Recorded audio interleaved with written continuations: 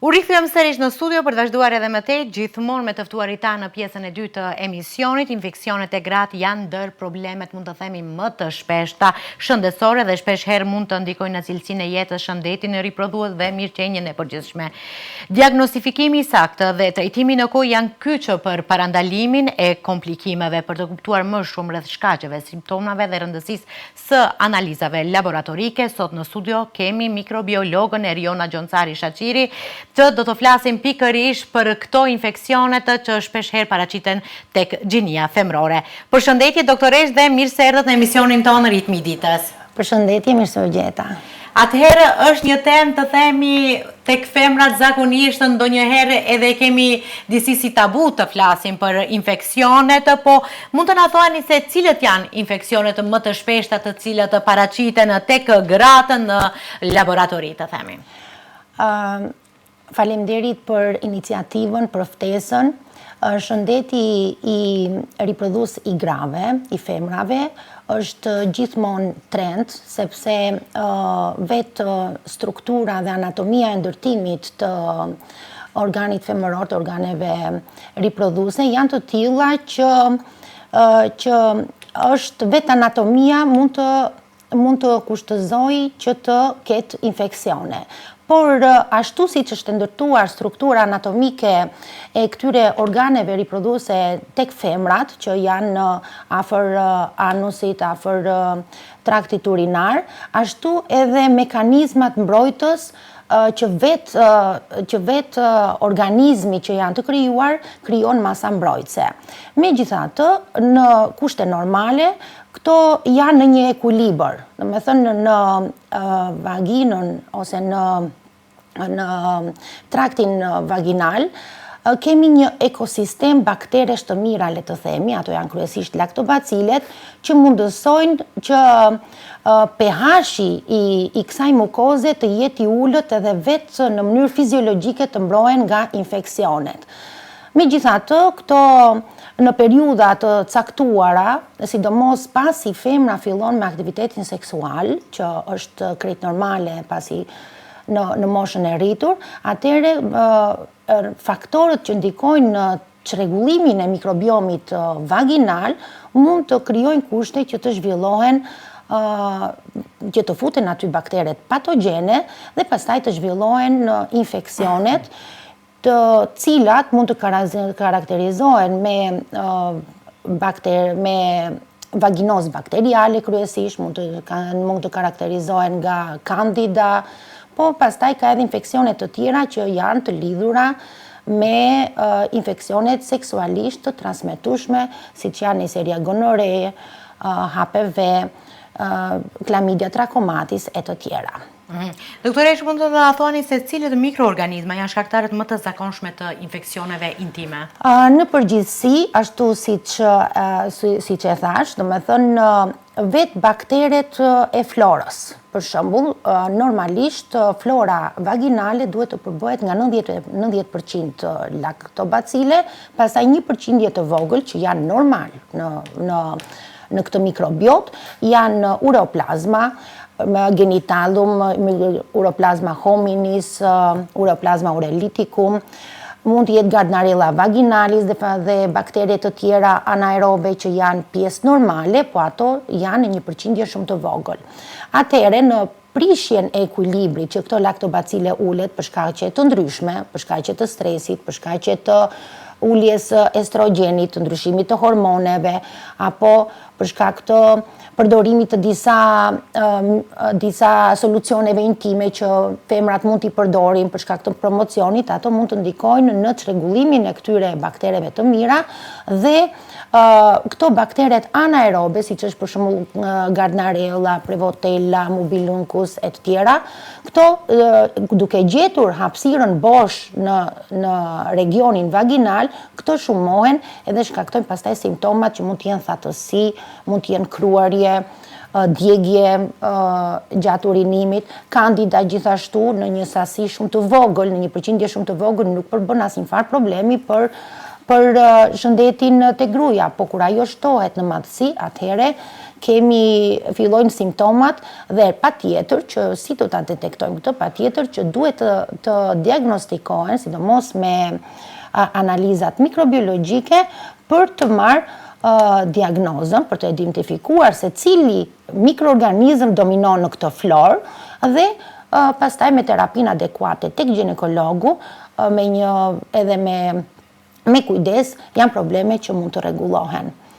Në laborator tani kemi disa lloj analizash dhe shumica e grave, shumica e femrave mund ta dinë, sidomos kur futen në fazën e shtatzanisë, ato e dinë për shembull që duhet të marrin materialet rutinë, strisho, vagina, cervix, ureoplazma, mykoplazma edhe klamidia. Kjo është një metodë klasike e diagnostikimit.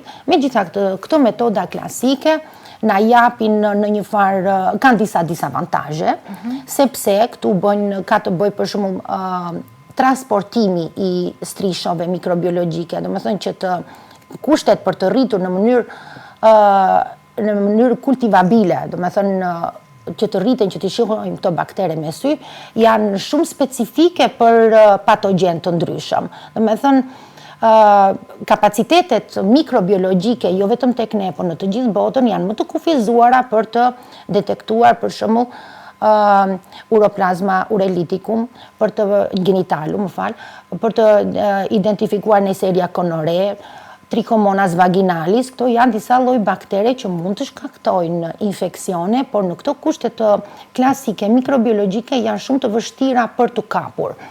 Prandaj, në laboratorin tonë, në Qendrën e Shëndetit Publik, ne kemi zhvilluar detektimin e mikrobiomit vaginal me metoda molekulare. Çfarë do të thotë kjo? Kjo do të thotë që në këtë analizë, në kohë reale, jepet përqindja totale e secilit mikroorganizëm, se çfarë vendi Z me përqindje në këtë masë bakteriale, dhe akse ekzistojnë këto patogjenët obligativ të detyrueshëm që nëse detektohen duhen patjetër të kurohen.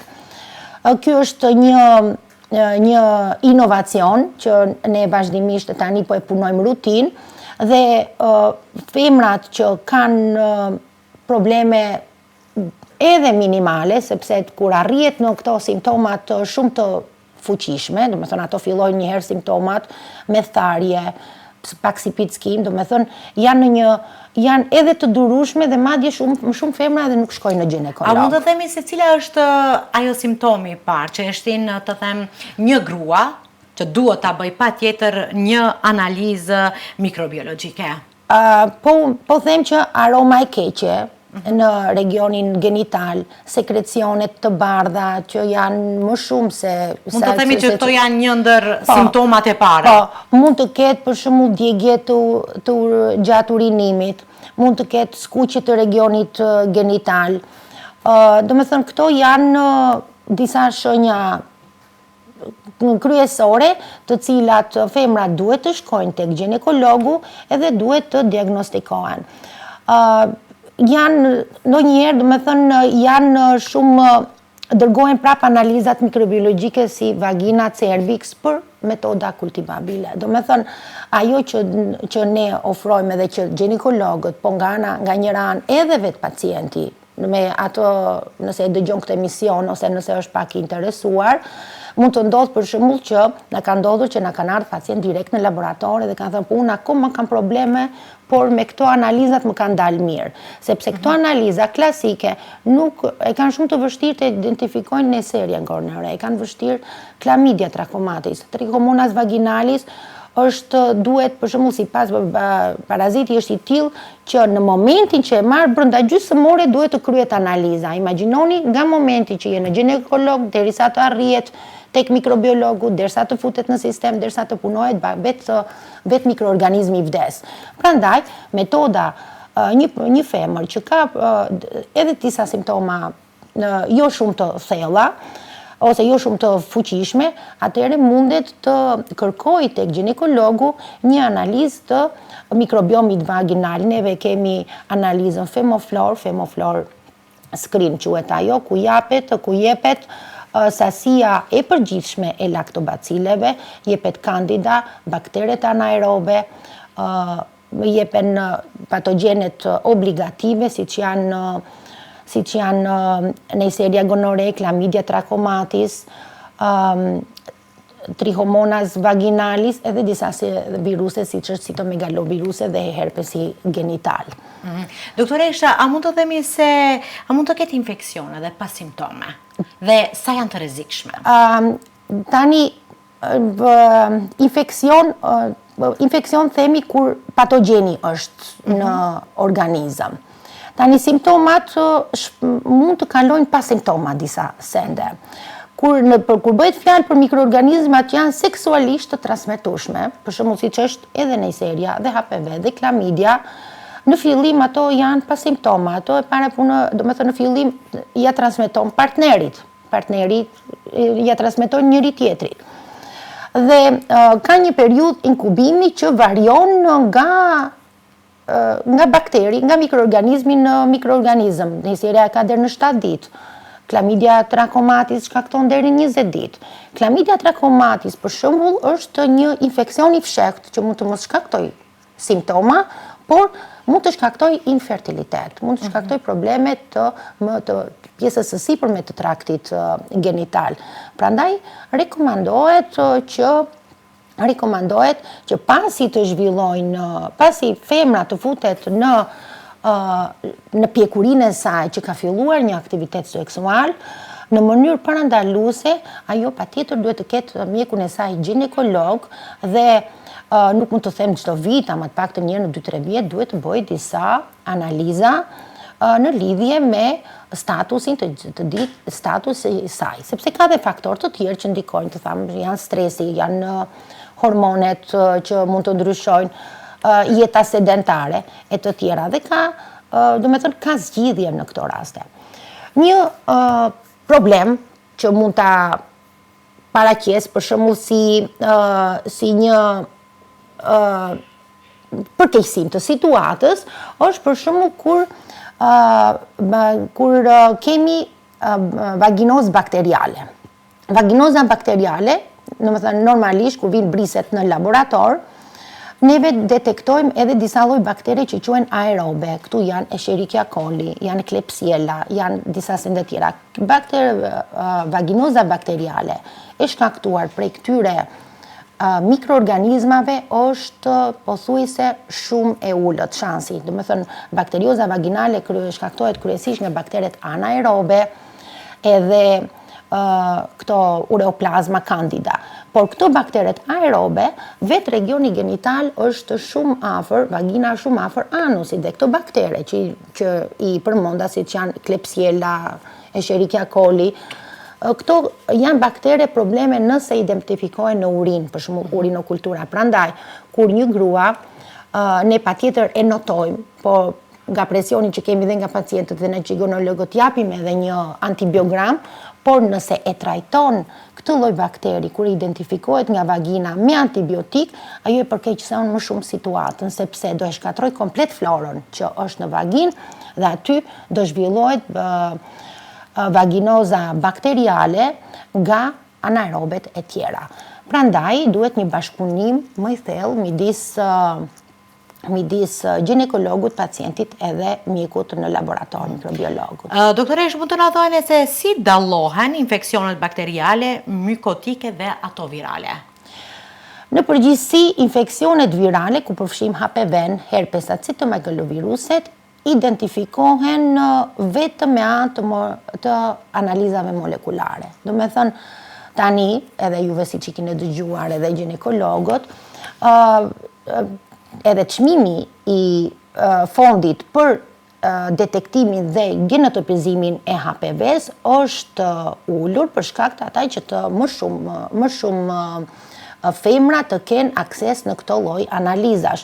HPV-ja, siç e dim, është një virus që për fat të mirë neve tani kemi dhe vaksinën në shtetin tonë edhe gjeneratat më të reja ose këtu kanë një benefit që mund të marrin vaksinën, por HPV-ja, domethënë, duhet të bëjnë screening, femrat të gjitha duhet të testohen për HPV-n, kurse për bakteret, si që thash, ka baktere që identifikohen në mënyrën klasike në laborator, por kjo është një marrëdhënie midis shumë baktereve dhe ajo që është e rëndësishme për ginekologun, për pacienten, edhe për ne, është të dihet raporti, se në çfarë raporti ndodhet uroplazma në materialin tuaj, ose në vaginën e një femre. Do me thënë, mykoplazma, uroplazma mund të ndodhen, mund të ekzistojnë, patjetër, por nëse ato nuk janë në stasinë 10.000 CFU për mililitër, atëherë nuk rekomandohet terapi për ato. Do me thënë, luftohet duke dhënë probiotik, duke fuqizuar sistemin imun që vetë të luftoj edhe me këto mikroorganizma. Është tjetër send pastaj kur ato dominojnë shumë në numër, për shembull Gardnerella vaginalis, Gardnerella vaginalis, kur ekziston shumë në numër, patjetër që ajo duhet të marrë një farë terapie, metronidazolin më duket se ajo është pjesë e ginekologut, e rekomandon, nëse ka kandidën, atëherë marrin antimikotik për 2-3 ditë, edhe me një kujdes të caktuar, me një vëmendje të caktuar, ajo është një çështje që rregullohet. Mund të na thuani se sa shpesh hasin në raste me infekcione të cilat ripërsëriten dhe cilët janë arsyet kryesore që të themi një infekcion apo një bakteri gjatë gjithë kohës e kemi aktiv apo këto faktikisht këto infeksionet ripërtëritse që përsëriten vazhdimisht vinë për shkak të shumë faktorëve. Dhe ajo që është më shumë e rëndësishme është tek infeksionet urinare. Ajo kryesorja është Escherichia coli, për shembull që pacientët me vite edhe marrin terapi edhe nuk e eliminojnë dot bakteren me njëherë, ose trajtohen për një periudhë kohe, janë negativ, pastaj pas një periudhe tjetër pra bëhen pozitiv. Do të thënë këto janë faktorë të anatomik të vetë individit, varet nga se cili individ është i ndryshëm. Varet nga niveli sistemi imunitar, sa i fuqishëm është sistemi imunitar për t'i luftuar këto infeksione. Por në përgjithësi, mendoj se pasi një herë gruaja ose femra ka identifikuar për shembull një infeksion vaginal ose një vaginoz bakteriale, po qoftë edhe HPV, për shembull në paletën e dytë që ne duam ta vendosim dhe që kemi futur në laborator, mikrobiomi vaginal ose siç e themi Femoflor 2, këtu janë edhe HPV-ja, për shembull. Dhe HPV-ja, siç është një virus, ajo në përgjithësi duhet të detektohet dhe duhet të ndiqet pacienti për mos të lejuar për të parë se sa është afër shkaktimit të karcinomës in situ, të karcinomës së qafës së mitrës. Dhe këtu është qëllimi pse duhen bërë screeningu ose diagnostikimi, që mos të lejosh, që ta kapësh në kohë zhvillimin e një sëmundje që mund të jetë dëmshme dhe fatale për jetën. Dhe HPV-ja vetë në mënyrë natyrale nga sekrecionet, këtu mund organizmi vetë ta eliminojë. Prandaj pasi identifikohet HPV-ja për herë të parë, për shembull, pasi një analize mikrobiologjike, qoftë nëpërmjet femoflorit, qoftë nëpërmjet testit të posaçëm për HPV, ajo duhet të ndiqet rreth 2 deri në 3 vjet, 2 deri në 3 vjet, vazhdimisht duhet të bëj, do të thënë një herë në vit mund ta bëj këtë analizën e HPV-s, sepse organizmi vet mund ta eliminojë. Ndërkohë që janë këto analizat më të kujdesshme, kolposkopia ginekologjike, që mund të shikojnë a kjo HPV a ka shkaktuar ndonjë proces në ndryshim në epitelin e qafës së mitrës që mund të kalojë në karcer. Nëse nuk shkohet asnjëherë dhe nëse nuk shikohet asnjëherë, atëherë mund të arrihet në një karcinom të thellë që nuk ka zgjidhje pastaj.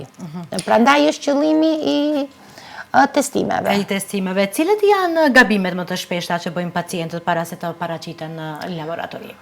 Po, në lidhje me analizat ginekologjike, unë do them që pacientët nuk bëjnë shumë gabime. Më thënë, ajo është proces e sistemit, sepse po ta marrim për shumë për një analizë që është urinokultura, varet shumë nga mënyra se si e merr pacienti. Sa luajnë role, domethënë, edhe mostrat edhe këto? Patjetër, më thënë, kur bëhet fjalë për një urinokulturë, ne duhet të shpjegojmë pacientit ose mjeku familjar e shpjegon pacientit se si duhet të merret, sepse ai mund të marrë mund të mos jeti pastruar siç duhet, edhe mund të marrë, mund të ketë në atë material një bakteri që s'është vërtet prej urinës. Dhe kështu shkon terapia, edhe diagnostikimi dhe terapia në drejtim të gabuar, dhe mund të shkaktoj probleme të tjera nga përdorimi i antibiotikut që ose mund të mos jetë fare i nevojshëm ose nuk është i duhuri. Në lidhje me infeksionet vaginale, pacienti shkon tek ginekologu. Ginekologu i merr strishot vaginale dhe nëse janë për analizën mikrobiologjike klasike, ato duhet në afatin 2 orë të arrijnë në laborator. Domethënë dhe me njëherë të mbillen. Këtu, nëse pacienti i mban një ditë në shtëpi, atëherë ky është një gabim dhe analiza nuk do dali ashtu siç duhet. Prandaj ekzistojnë edhe mediume për shembull, që për transportuesin, nëse i ke ato mediumet, atëherë ato strishot me mediume, atëherë mundet të t'i banë deri në 24 orë. Do të thosha që do të thosha nëse do të gabonin pacientët, nëse nuk do të tregonin tek ginekologu, ose nga ana tjetër nëse ginekologu nuk do të pyeste, për shembull, nëse bën një analizë për mikrobiomin vaginal, për femoflorin, duhet të dinë që për 2 javë nuk duhet të kenë pirë antibiotik, për shembull. Duhet të kenë pasur marrëdhënie seksuale të mbrojtura për 24 orë. Duhet të mos kenë bërë kolposkopi për 2 ditë. Kanë femra që përdorin dush vaginal, ose domethënë të vendosin disa materiale të ndryshme që ginekologu mund t'ia ketë rekomanduar për rritjen e lagështisë, nëse kanë tharje, për shembull, përdoren medikamente ose si thon ato dush vaginal, nëse duhet të bëj një analizë të tillë, duhet paktën për 3 ditë mos e ketë vendosur të tilla sende në vaginë. Këto janë disa faktorë që mund të ndikojnë në rezultatin e analizës. Në përgjithësi, para se të merren strishot, ginekologu duhet të pyesi, domethënë ai kanë kryer këto sende, dhe pacientët ndonjëherë mund të jenë të paduruar sepse mezi kanë pritur terminin tek ginekologu. Por në këtë rast duhet të jemi pak më shumë të informuar bashkëpunues dhe më mirë me ngadalë se sa duke bërë punët shpejt e pastaj kalon në drejtimin mos kemi të themi në jemi rezultate. të hapur, faktikisht na ka ndodhur, siç e thash, po vazhdojmë të jemi të hapur, zyrat tona janë të hapura për gjithë pacientët që kanë interes, në momentin që ata kanë marrë një rezultat mikrobiologjik nga cili do laborator, edhe mund të vazhdojnë për shembull të kenë simptoma. Ata mund të vinë dhe të interesohen, kam simptoma për shembull, po mua këto analizat më kanë dalë në rregull. Prandaj është e rëndësishme që të bashkëpunojnë, sepse në të vërtet pacienti ai që ka vuan, ai duhet të interesohet. Edhe vetë sistemi është i tillë që mund të ndodhin edhe lëshime, por ne jemi këtu për të bashkëpunuar edhe në qendër duhet ta vendosim pacientin. Të japi mundësitë, edhe falë Zotit tani kemi kushte, kemi qasje, pacientët të gjithë kanë qasje në laborator, analizat janë të rifondueshme nga fondi, më thënë një analizë që kushton 100 disa euro, rreth 5.500 denar në privat, në laboratorin tonë ai pagun vetëm participimin 550 denar, më thënë unë besoj se është një arritje e sistemit tonë shëndetësor që ka arritur të krijoj mundësi që këta pacientë të kenë akses në të tilla analiza të sofistikuara dhe shumë bashkëkohore. Dhe më shumë. Doktoresha, a mund të ndikojë edhe përdorimi i shpeshtë i antibiotikeve, të themi në shfaqjen e infeksioneve, apo të themi edhe me një çfarë mënyre edhe në rezultatet? Patjetër, unë kam folur edhe në shumë emisione të tjera, përdorimi antibiotikëve është faktori numër 1 që bën shkatërrim të florës normale të organizmit të njeriut. pacienti mund të marri antibiotikun për një infekcion respirator. Në rastin e infekcionit respirator mund të jetë viral, ose mund të jetë bakterial. Në rastin se është viral, shumica e antibiotikëve mund të përdoren në mënyrë të gabuar dhe të panevojshme. Me thënë kalëm në një sistem tjetër. Me thënë antibiotiku në mënyrë indirekte, duke u keq përdorur, ose edhe nëse përdoret për qëllimet vërtet që duhet përdorur për një infekcion tjetër respirator ose diçka tjetër, ai patjetër shkakton ullë sasin e laktobacileve në vagin, në zorë, që kemi baktere të mira, që i duen organizmit të njeriut për proceset të tjera fiziologjike. Prandaj, çdo pacient, pasi të marri antibiotik, duhet t'i thot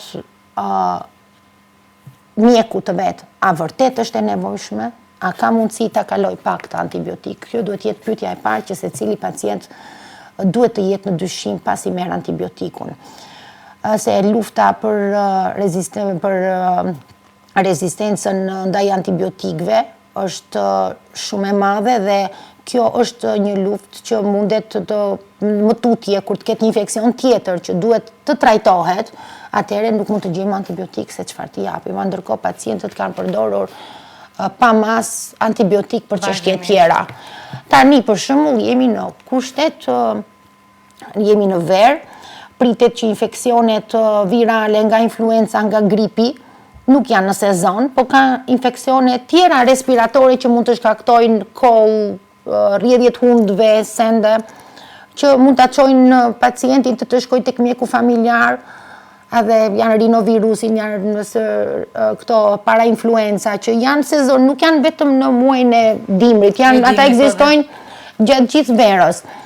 Ajo që duhet të diagnostikojnë dhe të kërkojnë pacientët ose mjekët familjar, janë infeksionet respiratore bakteriale, kush janë klamidia pneumonie, legionella pneumofila dhe mycoplasma pneumonie. Do me thonë, nga sputumi dhe nga strisho të fytit dhe të hundës, duhet këto 3 baktere t'i kërkojnë.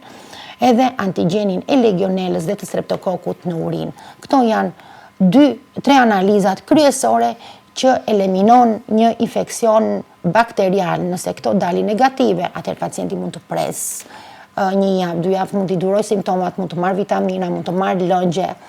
Pastaj kur pas 1 javë, 2 javë, nëse prishen ekuilibrat edhe më shumë, atë duhet prapë të shkojë te mjeku familjar, prapë në një diagnostikim tjetër. Do me thënë, nuk është marrja antibiotikut zgjidhja e parë, vajta te mjeku familjar, mora jam sëmur, mora antibiotikun edhe për 2 ditë u ngrita në këmbë. Kjo është absolutisht e gabuar edhe nëse pacientët insistojnë. Besoj se tani mjekët familjarë janë shumë të ndërgjegjësuar dhe nuk i përdorin më antibiotikot në vazhdimisht. Janë shumë të vërtet, janë shumë nga bashkëpunimet që kemi parë në për konferenca, në diskutime, e kemi diskutuar dhe janë vërtet shumë të ndërgjegjshëm për këtë çështje. Por ndonjëherë pacienti më bën presion. Po më duhet, po jam keq, po më ndihmon edhe të tjera. Do të thënë duhet durim. Nga ana tjetër ka disa lloj bakteresh për shembull, të cilat ne kemi vendosur vaksina. Do të thënë ekzistojnë vaksina. Kjo është vaksina për Streptococcus pneumoniae. Por Streptococcus pneumoniae është një lloj bakteri që ndodhet në gjitha kopshtet, për shembull te fëmijët, ata e kanë si kolonizues. Nuk mund t'i japësh fëmia kur është i vogël, kur është deri në 5 vjeç, ka Streptococcus pneumoniae në hund, mund të ketë edhe 3-4 viruse, koktejl virusesh për shkak të moshës, edhe ai patjetër i ka t'i kaloj edhe sistemi imunitar akoma nuk është i zhvilluar.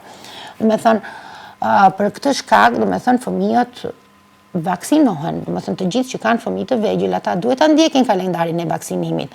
Por ajo që i bën grup më vulnerabël janë edhe ata që janë në moshën 50 vjeç e lartë, që sistemi imunitar fillon të ulet, edhe për këta vaksina për Streptococcus pneumoniae ekziston, prandaj mundet të interesohen edhe ta marrin. Do me thënë, ajo që antibiotiku është një faktor vrasës për organizmin e njeriut. Ai duhet në momentin kur ka një infekcion të rëndë, atëherë zgjidhjet e keqja më e vogël, patjetër e kam ta trajtoj infeksionin, pavarësisht efekteve anësore që mund të shkaktoj antibiotiku, sepse efektet që kam ndaj këtij antibiotiku për të trajtuar këtë infeksion primar janë shumë të mëdha se sa këto. Dhe në raste të tjera, pasi merret antibiotiku, merren përsëri probiotik, ketë kujdes me ushqimin që kjo flora që u shkatrua të vi prapë në vend. Domethënë, përdorimi i antibiotikëve për shkak të infeksioneve të tjera ndikon në shëndetin e gruas. Edhe tek vaginoza bakteriale. Kjo është. Na thoni se pasi që jemi edhe në sezonin e verës, ju e potencuat se virozat, bakteriet i kemi në çdo sezon të ndryshme. Tani zakonisht frekuentohen të themi edhe pishinat, plazhet e kështu me radhë. Cilat janë infeksionet dhe çfarë duhen të kenë të themi parasysh gjinia febrore në këto raste?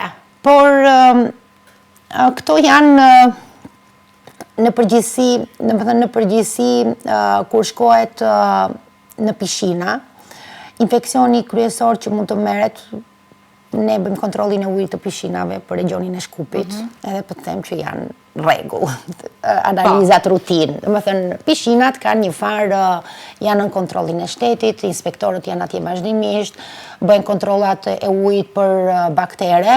Megjithatë, infeksionet kryesore që mund të merren nga pishinat janë sëmundjet e veshit, për shkak të futjes ujit në veshk, klori vet mund të ndikojë diçka.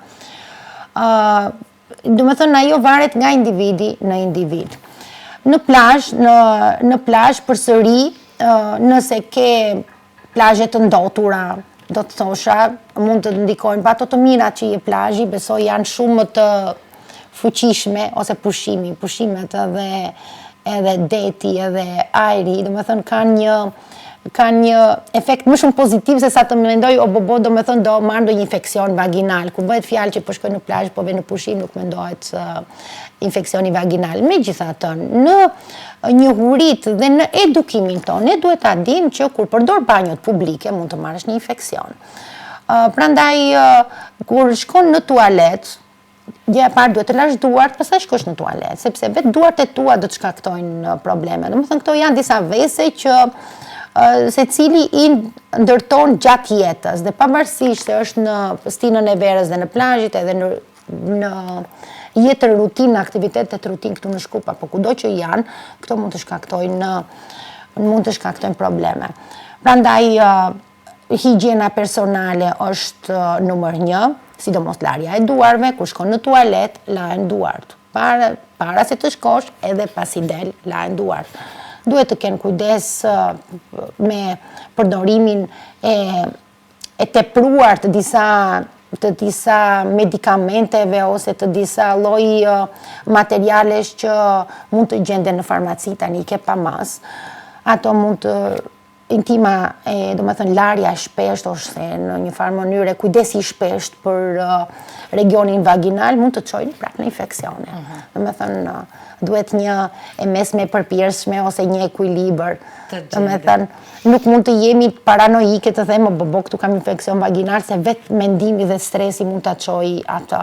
Ama infeksionet duhet të dimë që të parandalojmë, sidomos gratë që futen në perimenopauzë ose në menopauzë, kanë një çrregullim të florës fiziologjike, një çrregullim fiziologjike sepse nivelet e hormoneve që zhvillojnë këto laktobacile, që këto mukozën mbrojtëse, këto normalisht në mënyrë natyrore bien, edhe flora mikrobiota vaginale ndryshon, edhe këtu tani fillojnë ato shenjat thatësi, sende që janë proces normal, po që mund të menaxhohen dhe mund të trajtohen me terapi. Domethënë, femrat në periudhën e perimenopauzës dhe menopauzës, patjetër duhet kujdesen pak më shumë, qoftë për diagnostik, qoftë me vizitat te ginekologu, qoftë edhe me ndonjë terapi lokale ndihmuese që mund ta marrin. Mund të na thoni se sa të vëdijshëm janë femrat për rëndësinë e analizave mikrobiologjike? Po nuk kemi bërë në një studim për shembull të themi që kemi studiuar 70% të femrave në Shkup edhe kemi arritur në këtë përfundim, por në laborator shohim që kemi një numër të konsiderueshëm analizash. Do të thosha që nuk janë shumë të vetëdijshëm në parë ginekologët, pastaj pacientët, sepse ginekologu e vendos cilën analizën për vaginale, për mikrobiomin vaginal me anë të molekulareve. Në përgjithësi, kur futet një analizë e re, për shembull, duhet të dish zgjidhjen. Janë për shembull mund të dalin analiza për shembull që thot ka klamidia, ka trichomona, si do t'ja shpjegoj, si kështu. Është më mirë ti pranosh eventet e reja, ta di se çfarë ke dhe si të menaxhosh, sepse nga frika mos të testojmë se mos del ndonjë gjë ose, domethënë kjo që e tha dhe ju në fillim, tabu. Besoj se femrat në kohën e sotshme janë të vetëdijshme për shëndetin e tyre riprodhues, edhe secila ka një mjek familjar, besoj se janë të vetëdijshme për shëndetin e tyre. Mund të na thuani se cilët janë pasojat nëse një infekcion nuk trajtohet si duhet? Po ju thash, më thënë HPV-ja mund të çojë në kancer, ajo që është më rrezikshme, mund të çojë në kancer të gjafës së mitrës. Gruaja mund të vdes prej kancerit të gjafës së mitrës. Edhe, si e detekton HPV-n? Ose merr bris, për bris, domethënë bris nga cerviksi, për të detektuar HPV-n, ose mund të rekomandohet Femoflor 2 skrini që e ka HPV-n brenda, edhe këtu e shikon të gjithë mikrobiotën vaginale. Në seria gonore, klamidia, thash që klamidia trachomatis është një infekcion i fshehtë që femrat, mund të ketë femra që nuk mund të jenë shtatzana. E kupton? Këto patjetër duhet të testohen për të gjitha këto analiza, që të gjenë shkaktarët pse nuk ekzistojnë faktor biologjik nga mikroorganizmat, domethënë mund të shkaktojnë fertilitet, infertilitet, sterilitet, mund të shkaktojnë infeksione të ovareve të sipërme të traktit genital, nëse nuk trajtohen. Ajo për shembull Neisseria gonorrhoeae është shumë pak e detektuar tek ne. Prandaj duhet më shumë këto analizat molekulare për ta detektuar, ne kemi shumë pak të diagnostikuara, por në nivel botëror, Neisseria gonorrhoeae po futet në ato mikroorganizma që janë rezistent ndaj antibiotikëve. Prandaj ato duhen diagnostikuar, edhe është infekcion dhe seksualisht i transmetueshëm, nuk shfaq simptoma menjëherë, mund të jetë i fshehtë te mashkulli se te femra, ndërkohë që transmetohet. Prandaj, pasojat janë të ndryshme, varet nga secili individ, se si ndodhet në momentin e tij të jetës, se si është i organizmi, se si është i sistemi imunitar i këtij organizmi në atë moment, se si është aksesi në spital në atë moment, varen shumë faktor. Prandaj, me një plan, ose me një rutinë, ose me një mos neglizhim në momentin e caktuar, duke ditur që ka dhe shumë laboratori që mund të ofrojnë qasje, mund të them nuk është në rregull që ti lësh këto sende që kanë zgjidhje dhe ti lësh për sende për pasdore ose për infeksione që mund të bëhen të pashërueshme. Dhe në fund, doktoresh, cili është mesazhi apo këshilla juaj për gjitha femrat të cilat i anashkalojnë simptomat apo edhe kontrollet rutinë? Po do të thosha që të paktën një herë në 2 vjet duhet ta vizitojnë ginekologun edhe duhet t'i bëjnë disa analiza mikrobiologjike. Vazhdimisht duhet të interesohen për anën emocionale, të bëjnë aktivite, jenë më aktive, më pozitive në fakt të parë, të kenë aktivitet fizik, gjatë të kenë një stil pozitiv të mënyrës së tyre të jetuarit. Këto janë faktorë që ndikojnë shumë në zhvillimin dhe në shëndetin riprodhues, të jenë pozitiv dhe normalisht vizitat tek ginekologu, po më pas edhe analizat përkatëse tek në laboratorin mikrobiologjik, ti realizojnë në kohë.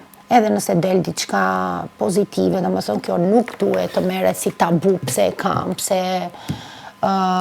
nga erdhi, si erdhi, domethënë, është një çështje që ekziston edhe duhet menaxhohet.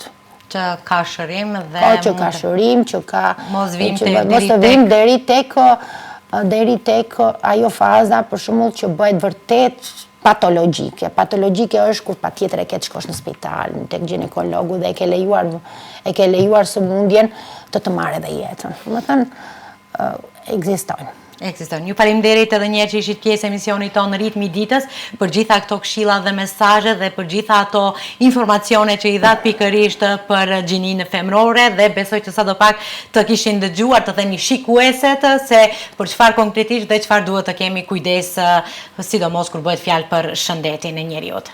Faleminderit për ftesën. Shikues të nderuar, shkojmë një pikë muzikore dhe rikthehemi sërish në studio për të vazhduar edhe më tej me rrjedhën e emisionit.